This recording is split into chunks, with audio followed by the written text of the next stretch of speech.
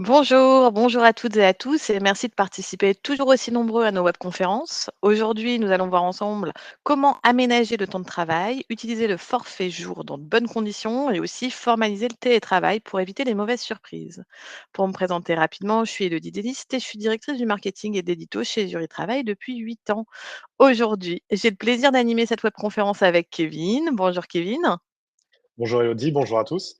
Kevin est juriste en droit du travail chez Jury Travail depuis plus de 6 ans. D'ailleurs, si vous êtes habitué à nos webconférences, vous avez sans doute déjà croisé son expertise. Kevin, c'est quelqu'un qui accompagne depuis de nombreuses années nos clients employeurs 5 ans. comme RH, 5 ans, sur toutes les questions et notamment les questions du temps de travail. Sa force à Kevin, c'est de rendre simple ce qui peut paraître compliqué avec des exemples très concrets et toujours en lien avec la pratique des entreprises.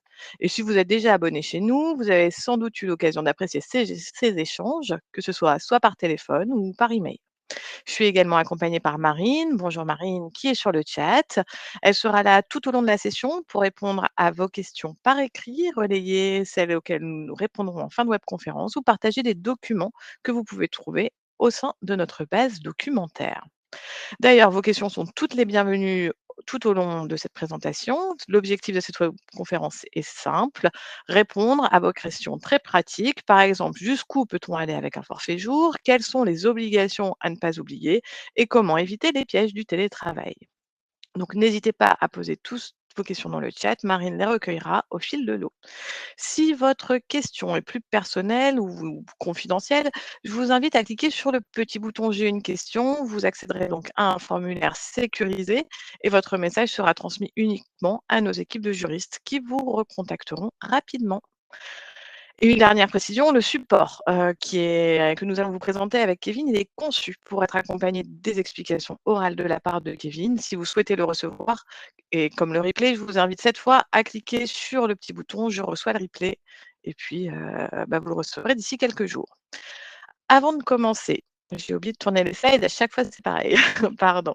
Avant de commencer, je voulais vous parler un petit peu de Jury Travail. Jury Travail, c'est une équipe de 50 juristes, tous diplômés bac+5. Est-ce que vous voyez bien l'écran? Oui, voilà. Et nous accompagnons chaque jour plus de 3 000 clients dans tous les domaines de droit, droit social, droit du travail évidemment, mais aussi droit des sociétés ou droit des affaires. Nous proposons 2 formules d'abonnement pour vous accompagner au quotidien, qui comprend l'accès à l'ensemble de notre base documentaire, c'est-à-dire des dossiers, les modèles de contrat ou les affichages que nous allons aborder ensemble aujourd'hui. Un vrai point positif de notre abonnement, c'est les alertes convention collective. Grâce à elles, vous allez pouvoir recevoir à chaque mise à jour de votre convention collective un mail qui vous informe et ainsi vous éviterez de nombreux problèmes. Donc n'hésitez pas à nous contacter si vous souhaitez vous abonner, ou en savoir plus. Kevin, nous allons pouvoir commencer. Si nous sommes réunis aujourd'hui, c'est parce que la gestion du temps de travail est devenue un vrai défi pour les entreprises. Déjà, côté télétravail, le ministère du Travail indique qu'environ un salarié sur 5 le pratique de manière régulière, souvent 2 jours par semaine. Selon la DARES, plus d'1,5 million de salariés en France travaillent aujourd'hui sous le régime du forfait jour et ce sont en grande majorité les cadres. Et puis attention, derrière ces chiffres, il y a aussi des risques. La Cour de cassation a déjà annulé les conventions de forfait mal encadrées et dans certains cas, des entreprises ont dû verser plusieurs centaines de milliers d'euros au titre des heures supplémentaires non rémunérées. Ce webinaire a donc un objectif clair et pratique, vous donner toutes les explications pour bien comprendre vos obligations et éviter que le temps de travail ne devienne une source de contentieux lourd pour votre organisation. On a donc découpé cette webconférence en 4 points. Donc, un premier point sur le télétravail. Merci beaucoup Elisabeth. Nous aussi, on est très contente de vous avoir parmi nos clients. Pardon. La convention de forfait en jour, la gestion des jours de repos et aussi la rémunération. Kevin, on y va. Première question sur le télétravail. Comment le mettre en place dans l'entreprise? Alors, la première question, effectivement, avant de mettre en place de faire du télétravail, pardon, il faut toujours savoir comment le mettre en place. La réforme importante dans cette matière, c'est en 2018. En 2018, on a eu une réforme importante qui a encadré beaucoup plus le télétravail qu'il ne l'était avant, même si jusqu'à quand même assez récemment, notamment au Covid, euh, le télétravail était quand même assez marginal. Donc, depuis 2018, Pour pouvoir mettre en place le télétravail, il faut d'abord tenter de négocier un accord collectif avec les partenaires sociaux, s'il y en a. Évidemment, s'il n'y en a pas, on peut passer à l'étape suivante. Mais on doit toujours d'abord de tenter cette négociation avec un délégué syndical ou des délégués syndicaux s'il y en a, à défaut, un CSE.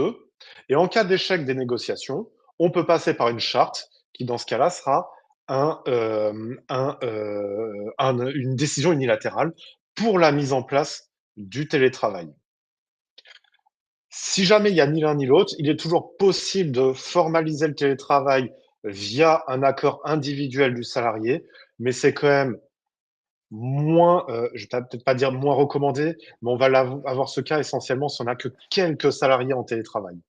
Si jamais on en a plusieurs, il vaut mieux passer par l'accord ou la charte afin de fixer l'ensemble des grandes règles, notamment de savoir qui peut effectuer du télétravail et notamment dans quelles conditions peut-on stopper le télétravail.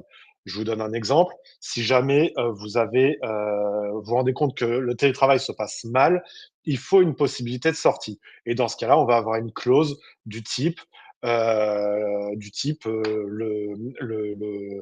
télétravail n'est pas approprié ou le travail ne peut pas s'effectuer de façon correcte, auquel cas on revient en arrière et on retire le télétravail. Donc ça, c'est l'encadrement collectif, la charte ou l'accord. Mmh. Et ensuite, il faut toujours matérialiser l'accord individuel du salarié. Avoir un accord collectif ou une charte ne signifie pas que le salarié est d'accord avec la mise en place du télétravail. Donc, il faut nécessairement un avenant. On est sur une modification du contrat de travail. Donc, il faut nécessairement un avenant pour pouvoir Le mettre en place. effectuer ce télétravail et avoir cet accord du salarié. Alors, on a souvent une question qui tombe sur le télétravail au niveau, je pense, notamment des salariés qui ne répondraient pas et c'est là où l'accord ou la charte est très importante parce qu'il est possible d'y intégrer des plages horaires parmi lesquelles l'employeur peut contacter le salarié. Le salarié peut être en forfait jour, comme on va le voir tout à l'heure. Le forfait jour, le salarié décide de son propre emploi du temps et il est possible de dire, par exemple, que le salarié doit être joignable entre 10 heures et midi, entre 14 heures et 17 heures, pour pouvoir le contacter. Parce qu'on peut avoir des employeurs parfois qui nous appellent, vont nous dire j'appelle mon salarié, il est en télétravail, j'ai pas de nouvelles de lui, il n'y a aucun mail envoyé, j'ai l'impression qu'il n'y a rien, qu'il n'y a pas de travail effectué. Mais à partir du moment où vous n'avez pas la possibilité d'imposer, notamment dans le cadre de forfait jour, si c'est un salarié aux heures classiques, ça posera pas de problème parce qu'il doit être joignable tout le temps. Mais notamment un salarié en forfait jour, ça peut permettre de fixer des plages où il doit être joignable pour pouvoir justement opérer ce petit contrôle. Donc ça va être cet accord ou cette charte qui doit préciser cela. Et on n'oublie surtout pas l'avenant à faire signer au salarié systématiquement pour matérialiser son accord. En cas de besoin, tous ces documents sont présents dans notre dossier qu'on vous présentera tout à l'heure. Oui, j'allais en parler. Effectivement, vous pouvez trouver l'ensemble des infos sur juritravail.com. Alors du coup, est-ce que tu peux nous dire, un peu plus sur le statut du télétravailleur? Alors, le statut du télétravailleur, en soi, il est relativement similaire à n'importe quel autre salarié. On a une égalité de traitement entre le télétravailleur et le salarié classique, c'est-à-dire qu'il ne peut pas y avoir de différenciation de traitement, de discrimination entre les deux, auquel cas une condamnation pourra avoir lieu au bout. Donc, le télétravailleur perçoit la même rémunération qu'un salarié classique, ne peut pas moins payer un salarié qui sera en télétravail qu'un salarié qui ne le serait pas, ou l'inverse. Euh, il a une charge de travail identiques. Ils bénéficient des mêmes droits collectifs, hein. On pense par exemple au niveau des œuvres sociales au niveau du CSE. Il doit en disposer autant que les autres salariés, ce qui peut parfois poser quelques difficultés quand vous avez des œuvres sociales gérées directement par le CSE, type, je ne sais pas, par exemple des places de cinéma. Si les travailleurs n'habitent pas dans la ville du CSE et habitent dans une ville où il n'y aurait pas telle marque de cinéma. En soi, ça pourrait pas poser de problème, mais on pourrait peut-être se poser la question, est-ce que ça poserait pas une différence de traitement? Pas à l'heure actuelle, hein, mais sait-on jamais, un jour peut-être que la question se posera.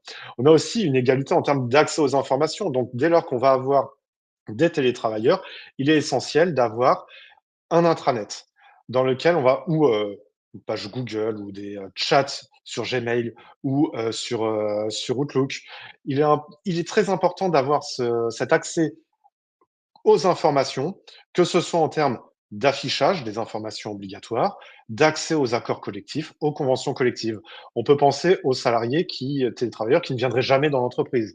Il doit pouvoir avoir accès, comme aux autres salariés, à toutes les informations. Donc, le télétravailleur, c'est un travailleur identique aux autres et doit bénéficier des mêmes choses. La question s'est beaucoup posée pour les titres restaurants. Le télétravailleur doit bénéficier des titres restaurants au même titre que les autres salariés. Ça pourrait être discriminatoire et remettre en cause l'exonération de charges sociales octroyée par l'URSSAF. Donc, télétravailleur ou travailleur classique, on le traite exactement de la même façon sur tous les points.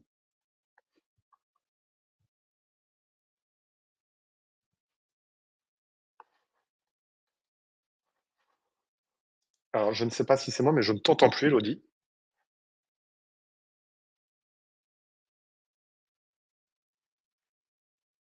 Oh, tu m'entends? Tu m'entends pas? Je t'entends parfaitement. Bah, pardon, je sais pas ce qui se passe aujourd'hui, c'est la première fois qu'on a autant de problèmes. Hem, donc je disais, tu as répondu à la question de Claudine sur, les tickets restaurants et moi j'en avais une autre qui était beaucoup plus globale, c'était sur l'indemnisation du télétravail. Est-ce que le télétravail doit être indemnisé? Alors ça, c'est la grande question. Est-ce que le télétravail doit être indemnisé? La loi n'impose pas directement l'indemnisation du télétravailleur. Par contre, on a des frais professionnels qui peuvent, qui peuvent arriver. Mmh, Vous avez les frais d'électricité, les frais, d'internet, des frais d'occupation du domicile, des frais d'assurance. Parce que comme nous demande Marianne, effectivement, il faut toujours demander une attestation d'assurance responsabilité civile qui couvre le télétravail, si jamais il y a un incendie, pour couvrir le matériel de l'entreprise. Donc, il y a des frais autour de tout cela. La question, c'est est-ce que on va avoir une indemnisation qui va être obligatoire? Pendant très longtemps, la Cour de cassation allait imposer cette indemnisation à la condition que le salarié ne dispose pas d'un local de travail à proximité. Cependant, il faut faire très attention parce que on a probablement un revirement qui va arriver. C'est un arrêt du 19 mars 2025, assez récent, où la Cour de cassation a précisé que le salarié devait être indemnisé dès lors qu'un local professionnel n'était pas mis à sa disposition. Ça, c'était la jurisprudence classique. Et ils ont rajouté ou qu'il a été convenu que le travail s'effectue sous la forme de télétravail. Convenu que le travail s'effectue sous la forme de télétravail, c'est ce qu'on convient dans l'avenant qu'on va donner aux salariés. Donc, on se demande si on ne va pas avoir un revirement de jurisprudence dans les temps à venir, au niveau de la chambre sociale de la Cour de cassation, qui pourrait imposer l'indemnisation du télétravail. Et donc ça, si tel est le cas, attention, c'est toujours rétroactif. L'indemnisation mmh. du télétravail, la jurisprudence, pardon, est généralement rétroactive. Donc ça voudrait dire qu'on pourrait demander cette rétroactivité, un petit peu comme on a pu le voir, récemment avec les arrêts sur, les arrêts, oui, sur l'arrêt maladie et les congés payés.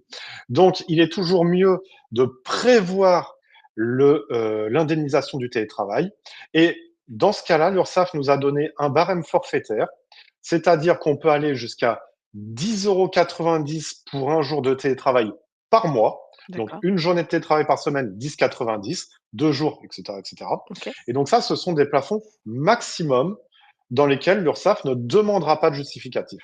Si on veut aller au-delà, il faudra nécessairement pouvoir justifier sur facture.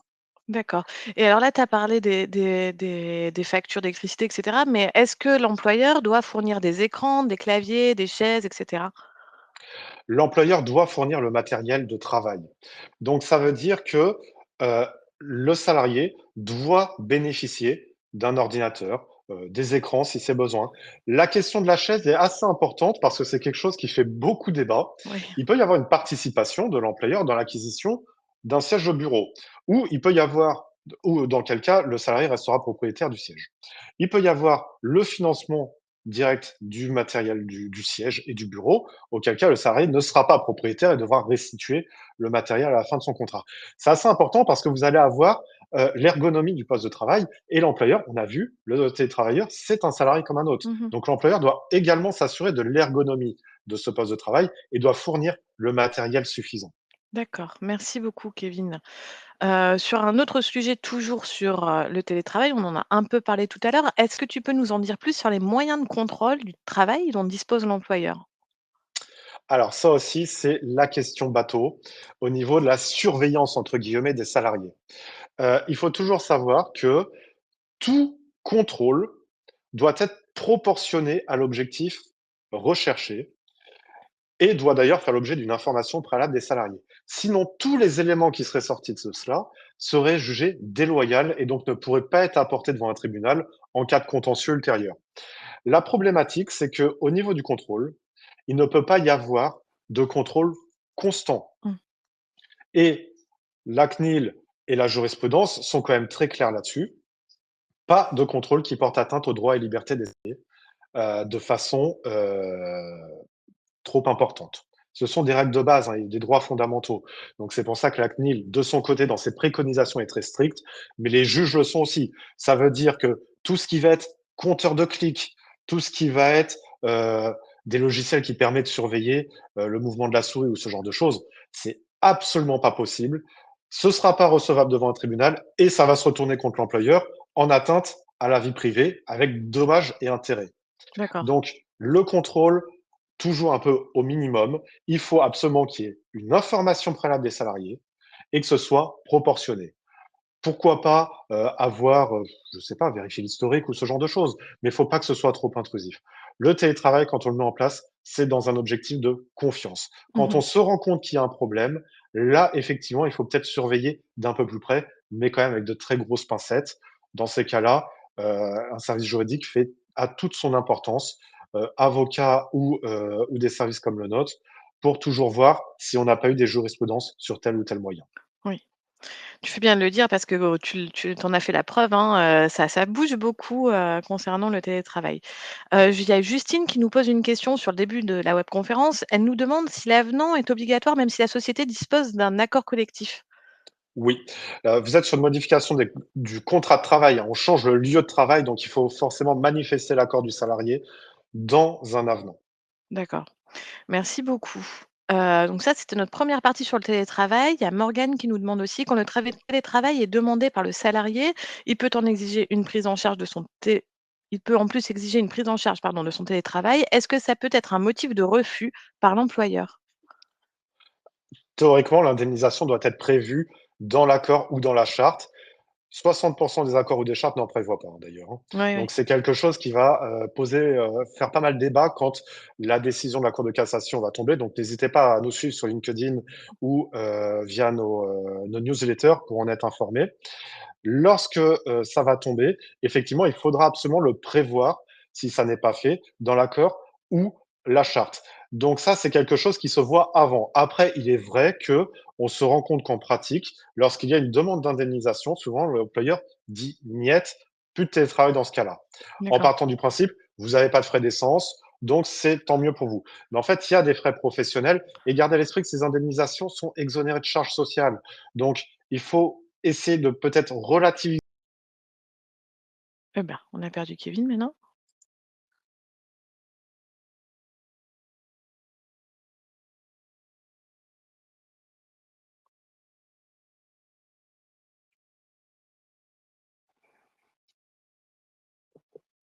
Alors je suis désolée, je ne sais pas si vous avez vu Kevin, moi je l'ai perdu. Kevin! Kevin, si tu es là, il faut que tu cliques sur la petite caméra, le petit micro pour revenir. C'est bon, merci. Oui, excusez-moi, je sais pas, Merci. c'est Ah ça. voilà, c'est bon. Disons, je ne sais pas ce qui se passe Allez, aujourd'hui au niveau des réseaux, mais c'est pas notre force. oui, puis alors j'avais pas compris qu'il fallait recliquer sur la petite Oui, c'est caméra pour et le ça que je micro. t'ai dit: Je «Super, l'avais pas merci vu. Kevin d'être de Je suis retour». revenu. Je me sentais un peu seule. Je vous remercie tous. On m'attendait visiblement. Donc, c'est souvent un motif de refus, mais voilà. Vous êtes sur des choses exonérées de charges. ça peut se voir, parfois on peut le voir dans les NAO, ça peut être négocié. Alors, c'est pas forcément une chose à signaler, mais c'est vrai qu'on se rend compte que parfois, vous avez dans certaines entreprises, l'indemnité de télétravail va venir compenser des hausses salariales du fait de cette absence de charge sociale. Merci beaucoup. Heu, du coup, j'avais encore 2 questions que j'ai jamais vues et qui me semblaient intéressantes à partager avec tout le monde, mais je suis un peu perdue. Alors, il y avait la question du risque si un salarié chute. Donc c'est une question de Catherine. En situation de télétravail, que se passe-t-il si un salarié chute ou se blesse chez lui pendant ses horaires? Est-ce que c'est reconnu comme un accident de travail? Oui, là, vous n'hésitez pas, vous faites une déclaration d'accident du travail et ensuite, il peut y avoir des motifs de contestation, hein. Si le salarié s'est coupé en faisant de la cuisine pendant du temps de travail, Oui, on pourra se poser des questions et donc là, la contestation, quoi, lorsqu'on va remplir la feuille d'accident du travail, on va mettre certaines réserves. Mais on est toujours sur une suspicion d'accident du travail dès lors que ça a lieu sur du temps de travail. Donc on déclare, on ne se pose pas de questions et on peut émettre des réserves. merci beaucoup. Et la dernière question peut-être sur le télétravail, si nous faisons signer la charte télétravail à nos collaborateurs, est-ce qu'ils devront également faire un avenant au contrat de travail? Toujours avenant au contrat de travail. Faire Ouais, signer la charte n'a aucun intérêt. oui. Vous faites signer une décision unilatérale, dans ce cas-là, ça ne sert à rien. Ça ne transformera pas de toute façon cette décision en accord, parce qu'on a des règles pour l'accord collectif, délégué syndical, CSE ou référendum d'entreprise à défaut. Mmh. Donc il y a des règles à respecter. Le fait de faire signer la charte n'a aucun intérêt. Il faut forcément un avenant. On est sur une modification des conditions de travail, donc l'avenant est nécessaire pour matérialiser l'accord. Et vu que j'ai vu plusieurs fois passer les choses, j'insiste, à l'heure actuelle, si on met un local à disposition du salarié, l'indemnisation n'est pas obligatoire au vu de la jurisprudence, mais on sent qu'il va y avoir un revirement là-dessus. Ouais.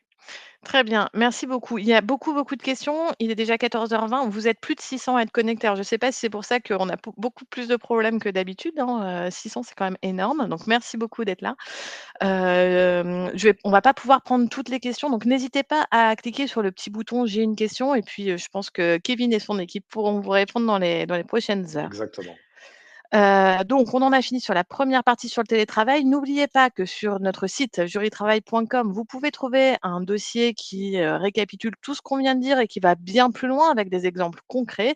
Vous aurez aussi, un modèle d'accord collectif, un modèle de charte et puis aussi on a créé un petit guide du télétravailleur pour, vous accompagner au quotidien à être sûr de vérifier, que, un télétravailleur va pas se mettre en danger parce qu'il va se sentir seul par exemple, c'est aussi un risque. Donc n'hésitez pas à aller l'acheter et le télécharger et puis, voilà, c'est tout pour cette partie sur le télétravail. On pourra y revenir dans une prochaine webconférence parce que je vois qu'il y a Et beaucoup, beaucoup de questions. c'est ça. Vas-y Kevin. Et j'ai oublié un tout petit point. Dès lors que vous avez du télétravail, n'oubliez pas le DURP, parce Ah que oui. ça vous cause des risques supplémentaires. J'ai pas pensé à en parler. Euh, on fera des webconférences sur ce sujet, donc n'hésitez pas à nous suivre régulièrement. Mais vous avez des risques supplémentaires, donc il faut penser au DURP. Alors, on a déjà eu des questions merci beaucoup Kevin. On a déjà eu des questions sur le forfait jour et le télétravail, donc on va commencer par le forfait jour. La convention en forfait jour qui est utilisée par beaucoup d'entreprises et donc la première question que j'ai envie de te poser, c'est qu'est-ce qu'une convention de forfait jour? Alors, une convention de forfait jour, c'est un dispositif de simplification du temps de travail. C'est extrêmement simple. Au lieu de compter en heures, on compte en jours. Donc, la référence horaire disparaît totalement, les 35 heures disparaissent et on se retrouve sur un forfait annualisé où on doit faire un certain nombre de jours de travail. Donc, il n'y a plus d'horaire, euh, il n'y a plus d'horaire minimum à respecter. Il est important de noter que le forfait jour ne doit pas être utilisé pour contourner la règle des 35 heures, hein. Donc, le forfait jour ne doit pas être utilisé pour cacher des semaines à 42, 45 heures. Il y a malgré tout des règles à respecter, ce qu'on verra tout à l'heure. Donc, le forfait jour, on compte en jours et on ne le met pas en place n'importe comment. Pour pouvoir le mettre en place, il faut nécessairement un accord collectif. L'accord individuel seul ne suffit en aucun cas. Il faut donc cet accord collectif qui peut être soit une clause dans une convention collective, alors généralement plus qu'une clause, hein, on est souvent sur des accords de branche entiers, soit un accord interne à l'entreprise.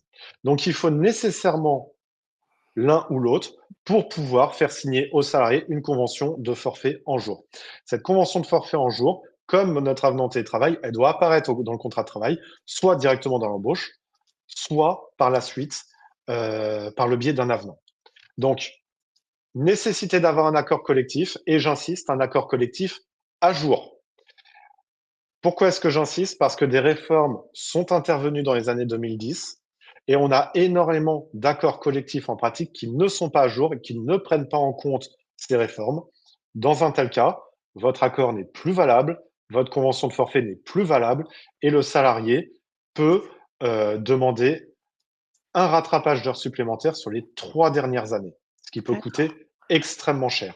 Donc il est nécessaire d'avoir un accord collectif à jour et je vous dirais presque quand votre accord généralement date d'avant 2012, c'est dangereux. Donc il y a des choses à faire, ce qu'on verra, tout à l'heure.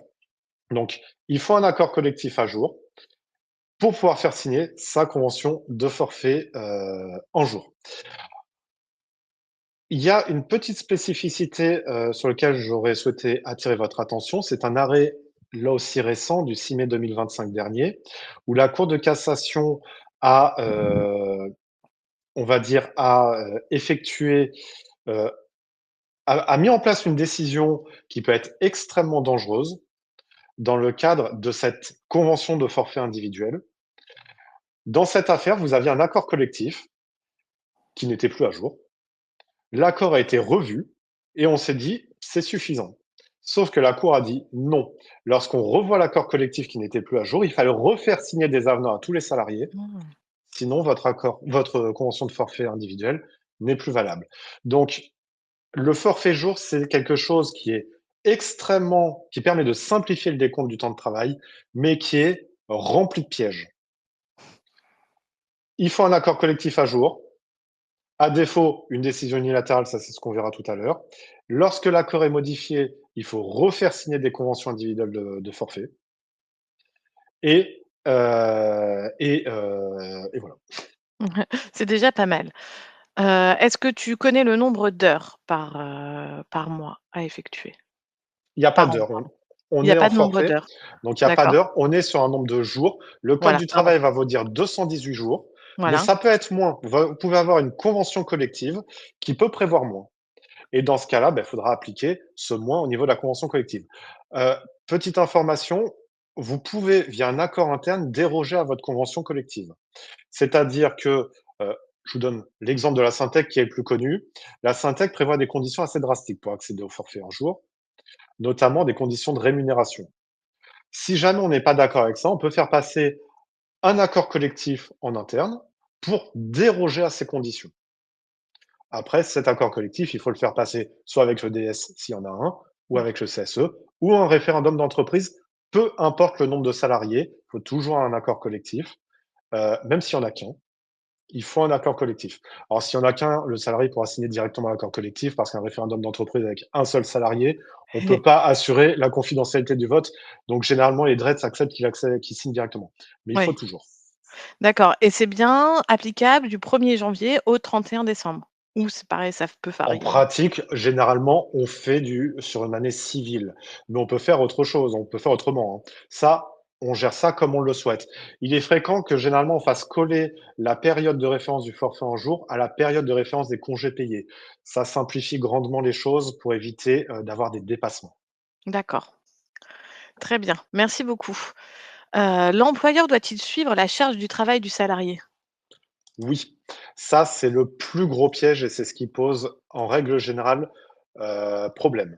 Donc votre accord collectif, il doit prévoir des moyens de suivi de la charge de travail, mais également du temps de travail et ça de façon régulière. C'est pas seulement l'entretien annuel qui est prévu pour se vérifier si tout va bien, ça va Oui, beaucoup plus loin. On va être sur des documents de suivi qui sont beaucoup plus fréquents. Donc le but de cette de ce suivi de la charge de travail, c'est tout simplement en fait de vérifier que le salarié n'est pas surchargé de travail. Et qu'est-ce qui est sous-entendu parmi tout cela? C'est pour éviter en fait qu'il y ait de la «fraude» entre guillemets aux 35 heures, pour éviter qu'un employeur puisse utiliser le forfait jour pour contourner la règle des 35 heures en surchargeant de travail le salarié. d'accord. Pourquoi? Parce que on compte en jours. Que vous fassiez 5 heures de travail ou 10 heures dans la journée, ça vaut pour une journée. Donc, l'objectif de tout cela est d'éviter qu'il y ait de la surcharge de travail pour pousser le salarié à avoir des journées un petit peu à rallonge.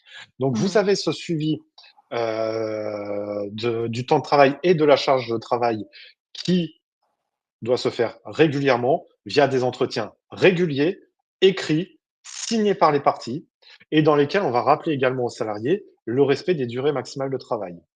Donc on va faire ça et toutes ces modalités doivent être consignées dans l'accord collectif, c'est une obligation. Si ce n'est pas le D'accord, cas, votre accord tombe, votre convention n'est plus valable. Et ça, d'accord. que ce soit un accord interne à l'entreprise ou une convention collective. C'est très fréquent de voir des arrêts de la Cour de cassation qui vont dire ben, telle convention collective, les forfaits ne sont plus valables. Et là, quand vous êtes soumis et que vous êtes uniquement derrière ça, ça pose très vite problème. Bah oui. Donc ça, on verra tout à l'heure qu'il y a quand même une petite solution sur tout cela, mais il faut faire très attention. Donc quand on est sur ce type de choses, on vérifie toujours la convention collective. Nous, je sais que dans nos résumés de convention collective, quand on a quelque chose sur le forfait jour, il y a toujours une page sur le forfait jour pour vérifier tout cela, et on vérifie auprès d'un professionnel si ça suffit ou pas. Ça peut coûter très cher en cas de litige. Mmh. Oui, j'imagine. Justement, que faire lorsque l'accord collectif sur lequel reposent les forfaits en jour n'est pas à jour? Alors, il y a 2 options. Soit on refait un accord collectif. Si l'accord collectif est un accord uniquement, dans l'entreprise, bon, ben, on refait l'accord collectif ou on le modifie. L'autre option pouvant être, dans ce cas-là, de refaire un accord collectif lorsque jamais excusez-moi, lorsque votre accord collectif est issu de l'accord de branche et qu'il ne va plus. On peut se poser, par exemple, la question pour la Syntec, hein, parce que malgré la révision, on peut se demander si c'est pas un peu trop léger ce qui a été mis dedans. Mmh. Et bien dans ce cas, on peut faire son propre accord collectif pour faire ses propres règles. Et à défaut, on a quand même une possibilité qui a été ouverte par la loi du 8 août 2016, qui permet à l'employeur de suppléer les dispositions sur le suivi du temps de travail et de la charge de travail en mettant en place une espèce de décision unilatérale qui va permettre de compenser tous les manques de l'accord collectif. Donc ça, pareil, dans notre dossier, on a un modèle en cas de besoin, Oui. que ce soit le modèle de décision unilatérale ou le modèle de suivi du temps de travail. Euh, on peut avoir d'autres moyens pour faire ce suivi. Donc, on le met en place par décision unilatérale pour justement tout ce qui manque, ce droit à déconnexion, ce suivi du temps de travail, ce suivi de la charge de travail, ces rappels des durées maximales de travail. On fait des briefs réguliers, tous les 3 mois, pour voir combien de jours ont été travaillés, combien il en reste. Est-ce qu'il y a un problème? Est-ce que vous avez des soucis que vous voulez nous évoquer? Est-ce que vous avez l'impression d'être surchargé? Donc ça, on le fait régulièrement. On le fait par écrit, on le fait signer par l'employeur ou son représentant ou un membre hiérarchique et par le salarié. Et on le conserve parce que l'inspection du travail peut en demander l'accès pendant 3 ans. Oui. Donc ça, il faut faire très attention. Ça aussi, s'il n'y a pas, votre accord n'est pas valable et donc votre salarié On a reperdu Kevin, dis donc. Heu, peut alors, demander donc j'en profite, il y a vraiment beaucoup de questions. Bah, ouais, je sais pas ce qui se passe à La Rochelle, vous avez perdu internet. Hem, il y a vraiment beaucoup, beaucoup de questions. On va pas pouvoir les prendre toutes, mais d'ici quelques instants, quand on fera les vrais faux, je t'en poserai quelques-unes, Kevin. ah ben maintenant c'est Elodie qui est partie. Décidément, ça. Alors, excusez-moi, il y a Elodie Compliqué. qui devrait revenir. Donc, ces questions, on les reprendra pendant les vrais faux de tout à l'heure. Exactement. Euh, Ah, voilà, Elodie est Je suis revenue. revenue, mais très bien. Dis donc, c'est vraiment compliqué. Alors, je ne sais pas si vous nous suivez souvent, mais c'est vraiment la première fois que ça nous arrive. Donc, on en était à cette question. La convention alors, hop, oui. Que faire lorsque l'accord collectif, ça on a vu. Et donc la question suivante, c'est quel est le nombre maximum, bah, on en a un peu répondu d'ailleurs, de jours de travail pouvant être fixés dans une convention de forfait. Et donc ce que je voulais vous dire, pardon, c'est soyez un peu patient parce qu'il y a beaucoup de questions, notamment les jours de repos, la rémunération, dont on va parler ben, au fil de l'eau de cette présentation. Voilà. Exactement. Donc, combien de jours par an? 218 selon le code du travail. Ça me permettra de répondre à une question. C'est 218 journées de solidarité comprises. D'accord. La journée de solidarité est comprise dans ces 218 jours. Systématiquement vérifier l'accord collectif qui peut prévoir moins, et c'est fréquent que une convention collective prévoit moins, prévoit moins que ce qui est prévu dans le code du travail. On répondra au forfait, au mi-temps thérapeutique dans les questions-réponses tout à l'heure, hein, Tout à fait. parce que j'ai vu qu'elle est arrivée revenue plusieurs Oui, fois. oui. Donc 218 jours maximum. Après, c'est un maximum. On peut prévoir moins. Dans ce cas-là, on parlera de forfait réduit. On peut même prévoir, avec, dans la libre négociation entre les parties, 200 jours, 150 jours, peu importe. Mais le maximum est à 218 pour le code du travail, à moins en fonction de l'accord collectif. Il est possible de, malgré tout, d'augmenter ce nombre de jours avec des espèces d'heures supplémentaires, avec des gros guillemets, Mmh. qu'on va appeler rachat de jours de repos, pour augmenter le nombre de jours, dans la limite de 235. Là aussi, l'accord collectif peut prévoir moins, pour prévoir un nombre plus faible. Dans ce cas-là, C'est insupportable, hein, je suis vraiment désolée. on rachète ces jours de repos avec une majoration d'au moins 10%. Alors, tu peux refaire ta dernière phrase parce que ça a coupé encore, s'il te plaît? Donc, dans ce cas-là, si on doit racheter des jours de repos, on les rachète avec l'accord du salarié, avec une majoration d'au moins 10%. Le montant précis de cette majoration est censé être prévu par l'accord collectif. Donc ça, c'est le nombre de jours maximum. On peut en faire moins, c'est de la libre négociation. Et ça me permet de répondre aussi à une autre question. En cas d'arrivée en cours d'année, Elodie va revenir tout à l'heure, en cas d'arrivée en cours d'année, en cours de cycle, dans ce cas-là, votre accord collectif doit prévoir le nombre de jours, la façon de calculer le nombre de jours. Et donc, si le salarié ne fait pas ses 218 jours, ben, ça ne change rien. On s'est engagé sur 218 jours, donc on doit lui payer ses 218 jours. Tout à fait. Merci beaucoup Kevin. On va passer au vrai faux pour ceux qui sont habitués à notre présentation. Vous savez qu'à un moment donné dans la webconférence, on vous pose des questions, on vous fait vous aussi participer et la première question, enfin le 1er vrai faux, c'est: on peut prévoir un temps partiel thérapeutique dans le cadre d'un forfait en jours. Donc effectivement, c'est ce que disait Kevin. On vous laisse répondre. Il y a une petite pop-up qui s'est ouverte. N'hésitez pas à répondre et pendant ce temps, Kevin, je ne sais pas si tu as eu le temps de lire les questions, s'il y en a une qui t'inspire plus que d'autres ou si je me lance? Lance-toi, je n'ai pas eu le temps de les voir. Ça marche. Il y en avait Hem trop. et c'est ouais, il y en a vraiment beaucoup. Un salarié c'est une question de Nadia. Un salarié en forfait jour peut-il être en méthode thérapeutique? Bon, bah, celle-là, on va y répondre tout de suite. Peut-on imposer des horaires, pardon, de travail minimum? C'est une question de Sylvie. Alors, on le verra tout à l'heure aussi, au cours d'un autre vrai-faux. La question est assez intéressante parce qu'elle se pose régulièrement. Euh, donc ça, on verra ça tout à OK. l'heure. Il y a Charlotte qui nous parlait, tu sais, tu parlais des accords non à jour. Il y a Charlotte qui nous demande, qu'est-ce que vous appelez accord non à jour? Parfois, on s'en réfère à la convention collective ou à l'accord de branche qui le prévoit, mais à quelle date estime-t-on qu'il n'est plus à jour? Ça, c'est intéressant. Alors, les grosses réformes datent des années 2015-2016. Donc, quand vous êtes sur des accords qui datent d'avant 2015-2016, déjà, il faut être extrêmement attentif parce qu'il y a un risque de manque. Les manques, c'est le droit à la déconnexion et le suivi de la charge et du temps de travail. Attention, il ne faut pas qu'il y ait juste marqué l'employeur doit suivre le temps de travail ou la charge de travail. Il faut donner toutes les modalités. C'est beaucoup plus poussé et il faut que ce soit suffisamment précis. Donc, quand on est sur un accord qui date d'avant 2015-2016, il vaut mieux vérifier auprès d'un professionnel du droit pour voir si déjà c'est OK ou si c'est pas dangereux. Quand on est sur des accords qui datent d'après, ça ne veut pas dire que c'est bon non plus, hein. Oui, Moi, oui, je oui, oui. parle de la Syntec régulièrement. Il y a eu un dépoussiérage de la Syntec. Moi, je le trouve très léger, ce dépoussiérage. Et ce qui est demandé, je trouve ça assez light. D'accord. Sur la Syntec d'ailleurs, tu as participé à la création du dossier synthèse, de la Syntec sur Jury Travail, et justement tu y abordes, ces éléments de forfait et de suivi des heures et finalement des jours travaillés. Exactement. Toutes ces Il y a conventions, on synthétise les principales conventions ouais. accessibles à tous les abonnés ou à l'acte. C'est assez intéressant. On fait les principales conventions, donc ça vous évite d'avoir les 300 pages d'accords collectifs. Vous avez directement la réponse en fonction de ce que vous voulez. Et alors peut-être une dernière question, celle de Pauline, enfin la dernière pour le moment. Comment fait-on si le salarié travaille moins de jours que son forfait? Tant pis pour l'employeur. Ouais. On s'engage sur 218 jours, il faut faire ces 218 jours. Si l'employeur ne donne pas le travail pour les 218, tant pis pour lui. Après, le salarié doit effectuer ces 218 jours. Il ne doit pas volontairement en faire moins. C'est pour ça que le suivi du temps de travail est d'autant plus important. Mmh, tout à fait. Et il n'y Alors a je pas vais de règle pour la fréquence, hein, pour les fréquences des entretiens. 3 mois, 6 mois, surtout pas tous les ans. Il en faut quand même plus. d'accord.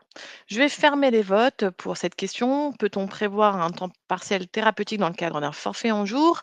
Donc la réponse que vous nous avez donnée, c'est vrai à 14 et Et c'est faux.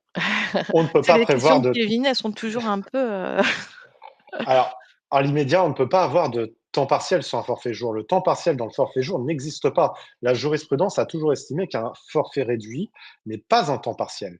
Donc, un salarié en forfait jour en temps partiel thérapeutique, il n'y a pas vraiment de règle. Donc, la seule chose à faire dans ces cas-là, eh ben, c'est via un avenant au contrat de travail de mettre fin au forfait en jour et de repasser sur un temps partiel des plus classiques, 20 heures, 30 heures, peu importe ce qui est préconisé. Mais on ne peut pas rester en forfait jour dans ce cas-là. merci beaucoup pour ta réponse et je vais lancer donc le deuxième vrai-faux sur les jours de congés supplémentaires. Alors, j'ouvre le vote. Les jours de congés supplémentaires, diminuent le nombre de jours prévus au forfait. Est-ce que c'est vrai? Est-ce que c'est faux? Donc vous pouvez répondre. C'est bon, ça marche, on a déjà des réponses. Heu, sur la rémunération, on y viendra en dernière partie. Donc il y a une question. Que se passe-t-il lorsqu'un salarié au forfait jour travaille plus que le nombre de jours max? Exemple, le cadre travaille 230 jours au lieu de 210 jours prévus dans l'accord. Il fallait procéder à un rachat de jours de repos dans ces cas-là. D'accord. Quid du congé parental pris à temps partiel? On n'a pas de temps partiel sur le forfait jour. Voilà. Il y a pas de question. Pour les arrêts maladie indiquant un mi-temps de travail, il ne faut pas d'avenant, c'est dû à la maladie. Non, un arrêt maladie, ça ne modifiera rien. Le arrêt maladie va impacter le nombre de jours prévus au forfait. Si vous avez 218 jours à faire, vous avez 8 jours d'arrêt maladie, ben, vous n'en ferez que 210. Mmh. Les 8 jours restants seront couverts par l'arrêt maladie. Ça ne touchera pas aux jours de repos, sinon ce serait faire récupérer un arrêt maladie. Alors Elodie va revenir. Ça ne nous arrive pas, hein, ce genre de choses, habituellement. Phénoménal, hein? Bref, je vais fermer les votes. Il y a eu, ouais, presque 200 réponses. Donc vous nous avez dit faux à une courte majorité, 54. Eh ben, c'est vrai. Si on vous rajoute des jours de congés supplémentaires liés notamment, je pense, à un certain nombre de congés pour ancienneté, par exemple, congés accordés dans le cadre de vos accords collectifs, cela va venir réduire le nombre de jours de travail prévus au contrat. Pourquoi? Parce que sinon, ça reviendrait à faire récupérer des jours de congés, ce qui est interdit. Donc, si vous avez une journée de congé pour ancienneté avec un forfait de 118 jours, vous passerez à un forfait 217 jours. D'accord. Merci beaucoup, Kevin. On va continuer dans le cadre, d'un forfait mensuel ou hebdomadaire en jours. Faut-il décompter le temps de travail? Alors, il faut toujours être en moyen de décompter le temps de travail. Cependant, au niveau du forfait en jours, alors, ou forfait mensuel en heures, ou forfait, annuel en heures, ou forfait hebdomadaire en heures, peu importe le forfait, il faut pouvoir décompter le temps de travail. Par contre, on va le décompter en jours pour le forfait en jours. On ne décompte pas en heures vu que l'heure n'existe pas dans Oui, ce mode de décompte. Donc dans ce cas-là, on décompte chaque journée, même s'il y a eu une petite journée. Alors, dans certains accords collectifs permettent de décompter la demi-journée, hein, pour éviter ce genre de problème. Mais un salarié qui travaille 1 heure ou un salarié qui travaille 10 heures, c'est une journée. Donc tout ça, on le décompte et on le décompte dans un document de contrôle qui est prévu par l'accord collectif à jour ou la décision unilatérale pour combler les manquements de l'accord collectif. Et on tient ce document de contrôle de façon régulière avec des briefs réguliers pour tenir le temps de travail. Et on conserve ce document de contrôle écrit pour une durée de 3 ans pour l'inspection du travail. Oui, d'accord. Alors, il y a vraiment énormément de questions. Donc là, j'en prends une, la dernière de Anna. Faut-il faire un avenant lorsqu'un salarié qui a un congé pour ancienneté pour le faire passer de en 217 jours au lieu de 218? C'est pas vraiment la peine parce qu'en réalité, vous venez réduire le temps de travail tout en conservant la rémunération. Donc, ça fait partie des éléments où la jurisprudence ne demande pas l'accord explicite du salarié. Dans notre entreprise, juste un document contractuel, mais pas d'accord collectif. Est-ce légal? Eh bien, Karine, dans ce cas-là, vous n'êtes pas en forfait jour. S'il n'y a pas d'accord collectif, vous êtes en 35 heures avec, quoi, les salariés seront en 35 heures avec rappel d'heures supplémentaires si jamais il y a des dépassements. Très bien. On va pas prendre les questions, de salariés, hein. C'est vraiment une web conférence qui est dédiée aux RH et aux dirigeants d'entreprise. Donc, tout ce qui est question sur, mon employeur ci, mon employeur là, malheureusement, on ne peut pas y répondre. Marine va vous donner, le numéro de téléphone de nos avocats partenaires si jamais vous souhaitez, les appeler. N'hésitez pas.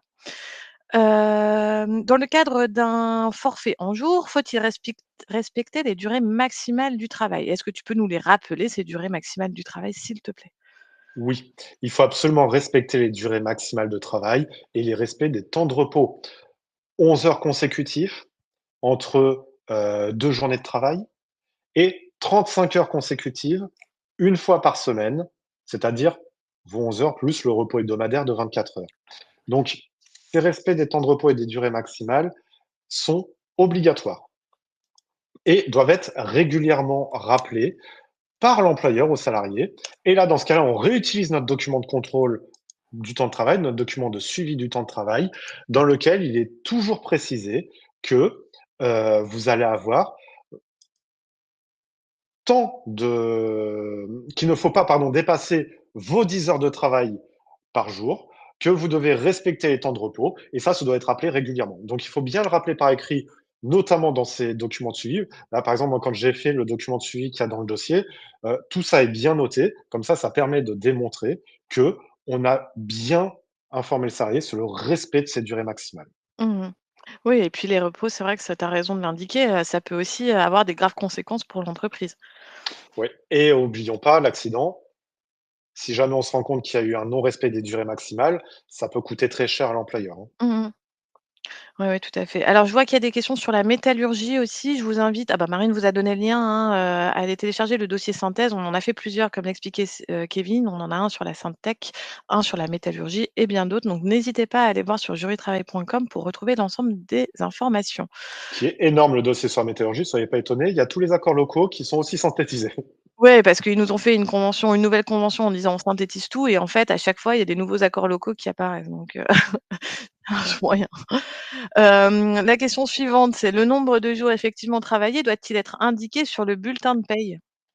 Non, il n'y a pas de nécessité d'indiquer le nombre de jours qui ont été travaillés sur le bulletin de paie. Il ne faut pas oublier que sur une convention de forfait, on est toujours sur un salaire qui est annualisé, divisé par 12. Donc, on a le nombre de jours travaillés qui est toujours sur ce document de contrôle, c'est toujours le même. Ouais, Par contre, au niveau de votre bulletin de paie, on a le volume du forfait qui doit être indiqué uniquement. Donc, forfait 218 jours. C'est ouais, tout. ouais. Oui, oui, OK, On est sur un contrat annuel, hein. Il faut toujours se dire, on est sur un contrat annuel. Donc, on est sur une rémunération qui est annualisée. d'accord. Pour toutes les autres conventions, parce qu'il y a beaucoup d'autres conventions, convention 66 et cetera, vous pouvez aussi les retrouver sur jurytravail.com. Je ne sais pas s'il y a une synthèse pour toutes les conventions que vous nous demandez, mais en tout cas, vous trouverez la convention puisque Jury Travail a un accord avec Légifrance qui nous permet d'avoir des conventions collectives toujours à jour sur notre site. Donc Alors, n'hésitez j'insiste pas. parce que je vois aussi, je vous confirme, les durées maximales de travail doivent absolument être respectées. On a eu pas mal de condamnations, surtout ces derniers temps, à cause de cela. Ouais, très bien, merci beaucoup. Dis donc ça n'arrête pas, des questions, des questions, des questions. Quels sont les salariés avec lesquels il est possible de recourir à une convention de forfait en jours? Alors, la question importante, tous les salariés ne peuvent pas obtenir une convention de forfait en jour. On va être soit sur des cadres qui disposent d'une autonomie dans l'organisation de leur emploi du temps, ou des non-cadres, mais que eux aussi disposent d'une réelle autonomie dans l'organisation de leur emploi du temps. Donc, le principe du forfait en jour, on compte en jours, mais par contre, le salarié s'organise dans sa journée de travail. On ne peut pas lui imposer des horaires. Mmh. Une question, intéressante de Guillaume, parmi toutes les autres questions intéressantes. Un salarié s'obstinant à dépasser les durées maximales peut-il perdre son forfait jour? Est-ce qu'il y a un moyen pour l'employeur de dire: «Bah, en fait, tu as abusé donc on arrête»? Non, s'il y a pas de pour pouvoir mettre fin au forfait jour, il faudra l'accord entre les 2 parties. Un D'accord, salarié qui s'obstine à dépasser les durées maximales malgré les avertissements de l'employeur, là, on part sur du disciplinaire. C'est d'accord. vrai que c'est toujours un peu délicat, hein, d'être là-dessus, mais il faut faire très attention à ce niveau-là. En cas d'accident, ça va poser problème et même si le document de contrôle protège un petit peu l'employeur qui va forcément pouvoir dire: «Mais moi, j'ai rappelé régulièrement aux salariés de ne pas dépasser les durées maximales de travail qui sont d'ordre public». Mmh. Eh bien, si on se rend compte qu'il y a un dépassement, il faut absolument réagir. Il faut D'accord. absolument réagir et ne pas laisser les choses telles quelles parce que c'est pas un litige individuel, hein, qui va poser problème à ce niveau-là. Mmh. Ça va être surtout généralement dans le cas de l'accident. Ouais, ouais. Ouais, oui, oui, j'imagine. Alors, on a beaucoup de questions. Est-ce que tu peux répéter la durée max par semaine du temps de travail en forfait jour? Et puis si tu as les articles, parce qu'il y a je sais pas qui, alors j'ai perdu, Charlotte, ça arrête pas de bouger, donc j'arrive pas à lire. Charlotte qui nous dit que, les durées maximales de travail, car tous les articles de documentation disent le contraire, hein. Hop, je vous envoie Merci le beaucoup. lien Jury Travail d'une actu qui va reprendre tous les temps de travail des salariés, peu importe votre cas, hein, que vous soyez d'ailleurs sur du forfait ou autre. Ce sont des règles d'ordre public. Le temps de travail ne doit, heu, on doit respecter les maxima au niveau du temps de travail. Heu, on n'impose pas les horaires, hein, mais on ne doit pas dépasser les durées maximales de travail qui sont des règles d'ordre public. Mmh. Ça marche, merci beaucoup. Alors on va avancer. La question suivante, c'est un vrai faux. L'employeur peut-il imposer des heures de présence à un salarié en forfait jour? C'est une question qui revient souvent, pendant la webconférence au sein de vos commentaires, donc je vous laisse y répondre. Heu Voilà, c'est bon, ça commence à répondre, et pendant ce temps-là, on va répondre à quelques questions. On dit que les salariés sont libres dans l'organisation de leur activité, c'est une question d'Emmanuel, mais ils doivent quand même respecter des heures car ils disent: «Je travaille de 18 heures à minuit». Ah oui, c'est pas si jamais voilà, si jamais un cadre dit: «Bah, moi, en fait, je vais faire mes horaires la nuit», qu'est-ce que l'employeur peut dire, j'imagine? Alors, en règle générale, vous avez des horaires d'ouverture de bureaux, qui pourraient poser problème. Heu, bon, on n'est pas forcément sur du travail de nuit à ce niveau-là, mais pourquoi pas en fonction de certains accords collectifs. L'employeur n'est pas obligé non plus d'accepter du travail de nuit, si jamais ça devrait arriver. Là, en soi, cadre ou le non-cadre est libre dans la gestion de son emploi du temps. Après, c'est ce qu'on va voir au niveau de ce vrai faux. Il est possible d'apporter certaines limites en, sans répondre à la question, Ah! C'est en compliqué. imposant, certaines choses. D'accord, alors vas-y, on va mettre fin au suspense tout de suite. Le sondage, je le ferme. Vous êtes 53 à avoir répondu faux. Et Alors, c'est vrai et faux. ah, il y a toujours des pièges sur les questions de Kevin, hein, Voilà, si vous tout le nous monde a suivez, vous le raison. savez. Tout le monde a raison. En fait, c'est vrai qu'à la base, l'employeur ne peut pas imposer des heures de présence. Si l'employeur vous dit: «Vous êtes là de 8 heures à 19 heures», je ne vois pas l'intérêt du forfait jour dans la mesure où le cadre, dans ce cas-là, ou le non-cadre, ne sera pas libre dans la gestion de son emploi du temps. Par contre, la jurisprudence a quand même assoupli tout cela et a largement atténué le principe. On ne peut pas imposer de planning, mais on peut imposer des heures de présence. Par exemple, pour ouvrir le magasin, Oui. pour tenir, là, l'arrêt du 15 décembre 2021, c'était dans un cabinet vétérinaire pour pouvoir tenir l'ouverture du cabinet et le standard. Donc là, la Cour de cassation a estimé que ça apportait des contraintes au niveau de la liberté de la gestion de l'emploi du temps, mais ces contraintes ne suffisaient pas à priver le cadre en question de son indépendance d'organisation. Il Mmh. pouvait être présent à l'ouverture et puis après, il faisait ce qu'il voulait. Il pouvait avoir une coupure de 3 heures s'il voulait, mais il pouvait être présent à l'ouverture pour ouvrir le cabinet vétérinaire dans ce cas-là. Donc, D'accord. le principe, on n'impose pas, mais il y a quand même des exceptions. On peut imposer malgré tout des heures de présence. C'est des exceptions logiques. Ça marcherait également, par exemple, vous devez être présent entre 13 heures et 17 heures pour les réunions Oui, oui. qu'on ira organiser. Par contre, on ne peut pas mettre, vous devez être présent de 9 heures à 17 heures. Là, on serait sur un planning quasi imposé.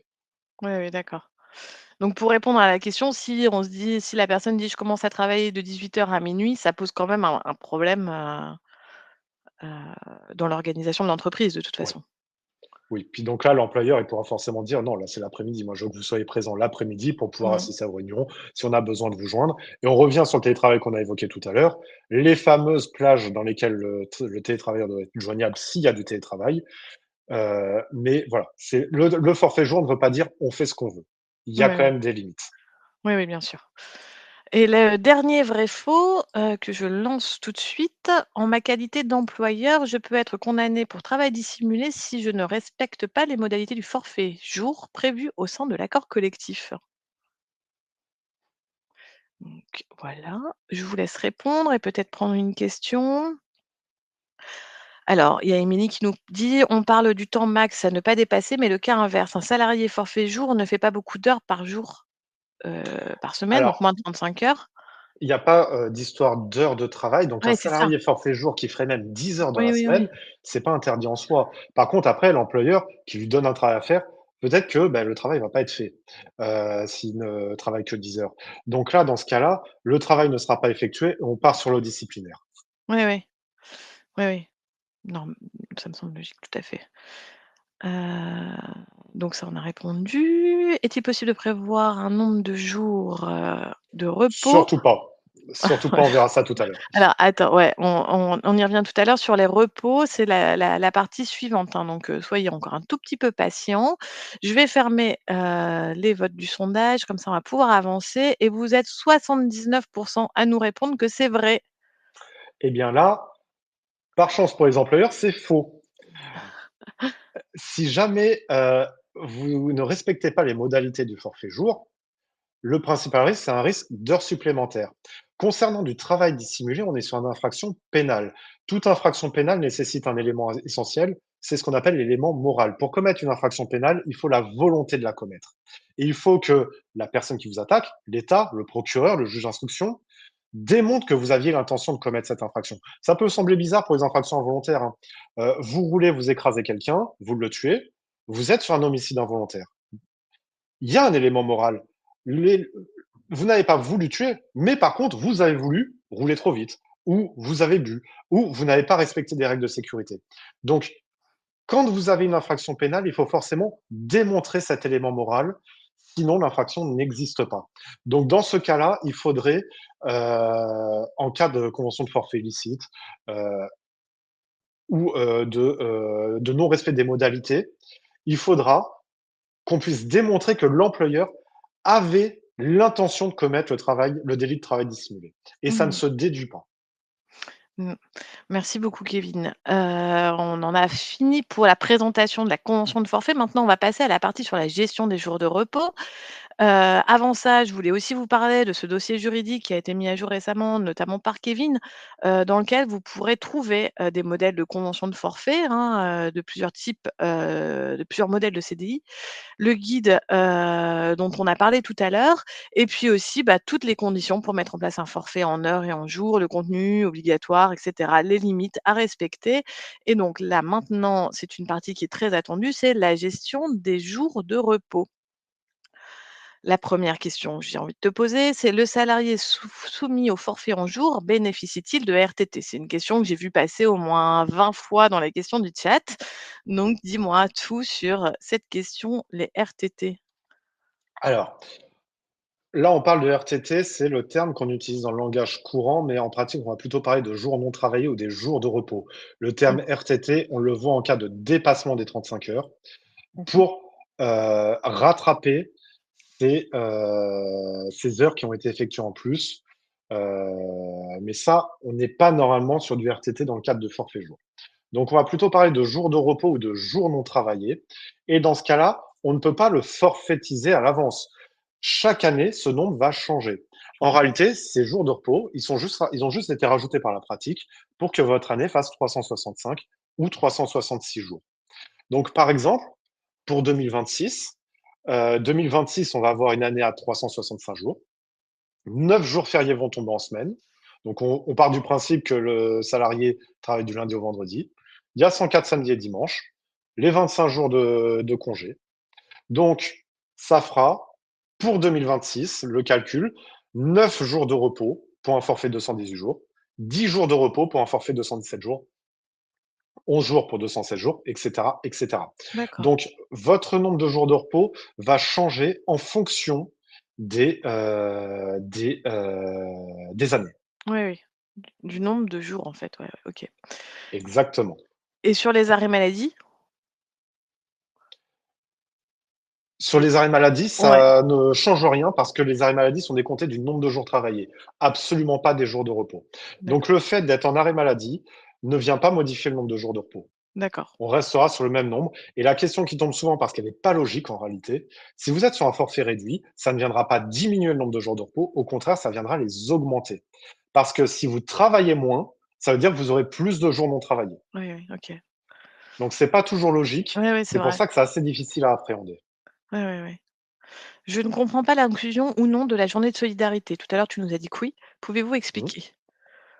Alors, c'est que quand la journée de solidarité a été mise en place, le nombre de jours prévus par le forfait a été augmenté. Donc au lieu d'être à 217 jours, on est passé à 218. D'accord, Donc en fait, votre forfait jour 218 jours OK, comprend déjà la journée de solidarité d'accord. en plus. Ouais, ouais, très clair. Merci beaucoup, Kevin. La question suivante, c'est, les salariés en forfait en heures ou soumis à un aménagement du temps de travail bénéficient-ils, de jours de repos? J'ai dû faire un mauvais copier-coller, manifestement, pardon. Existe-t-il, pardon, des jours de repos pour les forfaits en heures ou dans le cadre de l'aménagement du temps de travail? C'est ça la question que je voulais te poser. Des for Pardon, excuse-moi, il y a une petite coupure en même temps. Existe-t-il des jours de repos pour les forfaits en heures ou dans le cadre de l'aménagement du temps de travail? Alors là, on va être vraiment sur du RTT s'il existe ou autre, hein. Vous n'avez pas que la RTT qui existe. Soit on est sur de la RTT, soit on est sur du repos compensateur de remplacement, c'est-à-dire des heures supplémentaires qui ont été faites, qui ont été majorées. Et là, dans ce cas-là, ça va être juste des repos octroyés en contrepartie d'heures supplémentaires qui ont été faites et qui ne sont pas payées. Mmh. Et on va passer à la dernière partie sur la rémunération. Il est déjà 15h02, donc je vais essayer d'aller vite. Comment rémunérer les salariés en forfait jour? Très simplement, comme s'il n'était pas en forfait jour. Le, le forfait, en réalité, ne va pas vraiment, entraîner de différenciation au niveau de la rémunération. On se met d'accord sur la rémunération. Par contre, l'accord collectif, alors, vous allez avoir forcément des salaires minimums prévus généralement par l'accord collectif Ouais, et donc ça, il faut respecter ces salaires minimums. Très souvent, vous allez avoir, l'accord collectif qui va mettre en place votre forfait.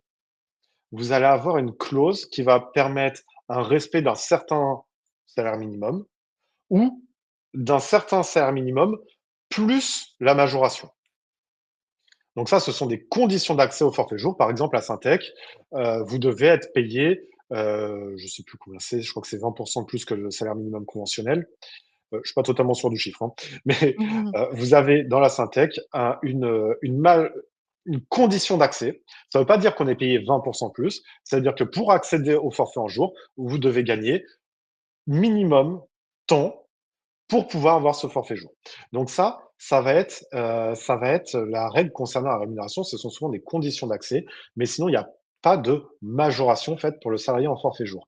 Attention, par contre, la rémunération ne doit pas être dérisoire par rapport au travail effectué, sinon le juge, en cas de litige, pourra toujours l'augmenter. Ça marche. Un salarié au forfait ne travaillant pas le mercredi après-midi a-t-il un salaire au prorata? Alors ça, on se met d'accord dans la convention de forfait. On Et va ouais, se mettre d'accord. Généralement, on va faire un forfait réduit dans ce cas-là. voilà. Euh, Soit c'est dès le début, donc on est déjà d'accord sur la rémunération, soit on n'est pas au début, on est, plus tard, on a un avenant, donc on se met généralement d'accord sur un salaire qui va être proratisé. Ensuite, les salaires minimums indiqués par les accords collectifs sont généralement basés sur des, «temps plein» entre guillemets, donc sur des forfaits de 118 jours. D'accord.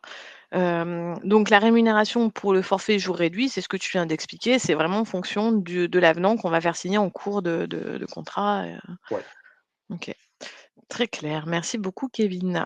Sur le salaire, il y a Guillaume qui pose une question, je ne sais pas si c'est le même Guillaume que tout à l'heure, mais notre accord prévoit une majoration du salaire minimum de 15 en cas de forfait jour. Si mon salarié passe en temps plein et perd donc son forfait jour son en TPT pardon, En mi-temps thérapeutique, en mi-temps thérapeutique pardon, d'accord, et perd donc son forfait jour, son salaire doit-il être ajusté sans la majoration? il faudra se mettre d'accord. Alors là, vous allez avoir c'est assez complexe parce que vous allez avoir d'un côté l'avenant que vous allez signer qui va le faire passer sur un temps partiel, sur lequel, en règle générale, on se met d'accord aussi en intégrant la majoration, mais il ne faut pas oublier que vous avez aussi l'indemnisation de la sécurité sociale qui va très probablement intégrer également ce plus, parce qu'ils vont se baser sur les salaires qui ont été perçus. Donc là, dans ce cas-là, heu, il faudra se mettre d'accord, mais en règle générale, je vous dis n'importe quoi, vous êtes en temps partiel 50, vous prenez la rémunération, vous la divisez par 2. Mmh. D'accord, très bien. Merci beaucoup Kevin. Il y a encore des questions sur les temps de repos. Je vais en prendre une dernière et puis on mettra fin à la webconférence si c'est OK pour vous tous. Si on n'a pas pu répondre à votre question, n'hésitez pas à utiliser le petit bouton. Kevin pourra y répondre, dans la journée ou demain, et donc je vais prendre la question de Anna pardon, sur les jours de repos. Comment calculer les jours de repos pour un salarié qui arrive en cours d'année et qui prend des congés par anticipation?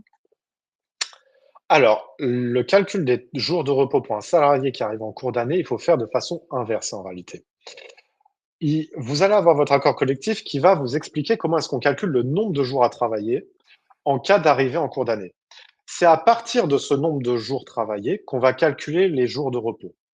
Donc, il faut d'abord savoir combien est-ce qu'il travaille et ensuite on regarde dans son calendrier, combien est-ce qu'il y a de week-ends, combien est-ce qu'il y a de jours fériés, au niveau des congés payés, pour pouvoir calculer le nombre de jours de repos. Le nombre de jours de repos, c'est pas vraiment un droit, hein. C'est vraiment, en fait, pour éviter qu'il y ait un dépassement du temps de travail. Mmh. Donc c'est D'accord. pour ça qu'il est très important de suivre régulièrement le temps de travail. Ce qui va être important dans ce cas-là, ça va être de connaître le nombre de jours à travailler et pas de calculer le nombre de jours de repos qui se déduira du nombre de jours à travailler. Oui, oui, ça semble logique. Donc toujours Ça vérifier l'accord collectif qui précise comment est-ce qu'on opère ce calcul, hein. D'accord, merci beaucoup. On arrive à la fin de cette, webconférence. Merci à tous, vous avez été vraiment très nombreux. Je suis vraiment désolée pour les différentes coupures qu'on a eues, surtout lorsque c'était Kevin qui était, coupé. C'est vraiment la première fois que ça nous arrive. Donc je voulais vous remettre ici les 2 dossiers. Marine vous donne, les URL. Le dossier sur le télétravail où vous retrouverez l'ensemble des informations et même on va beaucoup plus loin dans le dossier, et puis le deuxième dossier sur les conventions de forfait. On espère, Kevin et moi, que cette session vous a été utile. Si vous avez des questions spécifiques, des cas particuliers, n'hésitez pas à poser vos questions. On y répondra, via le petit formulaire, dont on a déjà parlé. On a plusieurs webconférences qui sont à venir. Le 14 octobre sur, la préparation des entretiens annuels pardon, de 2026 sera avec Alexandra, et puis le 4 novembre sur la mise à pied, les avertissements et le licenciement avec Kevin. En tout cas, avec, Kevin, on voulait vous dire qu'on est toujours ravis de proposer ces rendez-vous. Ce sont des sujets qui nous tiennent à cœur. On est vraiment heureux de pouvoir les partager avec vous. Si Et vous avez envie de nous laisser un petit mot, vas-y Kevin. je voudrais juste apporter parce que je voulais l'évoquer. J'ai vu dans les chats qu'il y a eu des articles qui ont été évoqués sur le respect des durées maximales de travail. Attention, la Cour de cassation, en se basant sur le traité sur le fonctionnement de l'Union européenne, ne les applique pas. Donc, je vous reconfirme, il faut absolument respecter les durées maximales de travail et les rappeler. Ça a encore été rappelé récemment dans un arrêt de juin 2024. Donc, c'est très important à rappeler régulièrement. Mmh. Merci beaucoup. Merci à tous pour vos petits mots, sur le chat, ça nous va droit au cœur. N'hésitez pas aussi à partager, les webinaires auprès de vos proches s'ils sont intéressés par ces problématiques. Encore une fois, un grand merci Kevin. Ton expertise a encore une fois été, bien mise à l'évidence. Merci beaucoup. Merci Marine Merci à toi. aussi, et puis merci à tous pour tous vos commentaires, vos messages et vos questions. N'hésitez pas à revenir quand vous voulez sur jurytravail.com. Bonne journée. Merci à vous.